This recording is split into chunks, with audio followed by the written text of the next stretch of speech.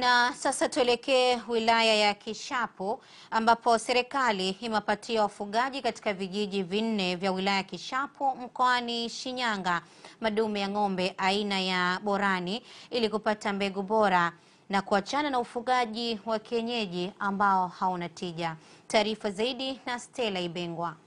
Wakizungumzia hatua ya serikali kutoa madume ya ng'ombe 40 ambayo yamepelekwa kwenye vijiji vya Beredi, Mihama, Kiloleli na Muguda, baadhi ya wafugaji wamesema hatua hiyo itasaidia kuleta mabadiliko kwenye ufugaji. Nilipata madume 9 ambayo yanaendelea kupanda. Sasa hivi tuna idadi ya majika ambayo yamepandwa yanafikia 58. Tunashukuru mradi kwa sababu unaenda kutubadilishia sasa koo za ng'ombe wetu ambao walikuwa ni wadogo wanaenda kuwa wakubwa ambao wanaweza wakafikia kilo nyingi sana hata kwenye minada yetu. Tunafurahi sana, tunashukuru sana.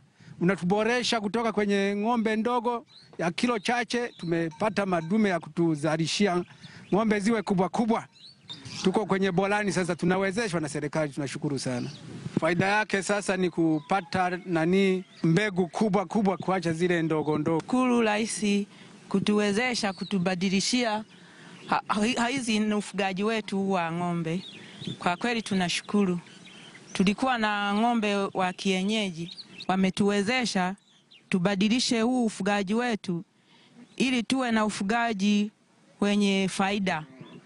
Mkuu wa idara ya ufugaji na uvuvi wilaya ya Kishapu Dr. Sabinus Chaula amesema serikali imetoa madume ya ng'ombe 40 aina ya Borani ya thamani ya shilingi milioni 100 ambapo tayari wameanza kuonesha mafanikio kutokana na wengi wao kuanza kubadilika na kuwa na ufugaji wa kisasa. Kwa ujumla tulipokea madume 40 ambayo thamani yake ilikuwa ni milioni 100. Na kila kijiji kilipata madume 10.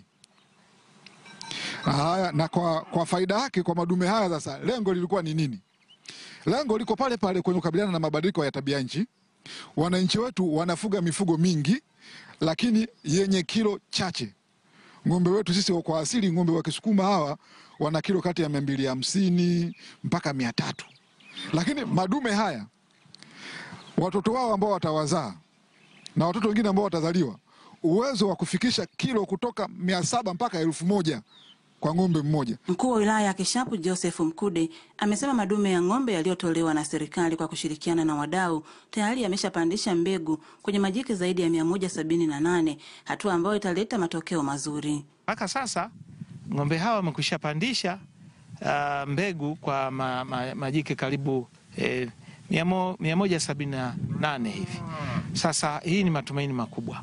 Kwa sababu zamani tulipokuwa tukitumia hii mbegu tunaita ya kienyeji au mbegu ya asili, ni mbegu ndogo ambayo haikui tena, inatumia muda mrefu kukua. Hivi basi tija yake sio kubwa. Kwaona ni vema sasa tuongeze tija hata kwa upande wa mifugo. Kutoka mkoani Shinyanga, Stella Ibengwa wa ZBC.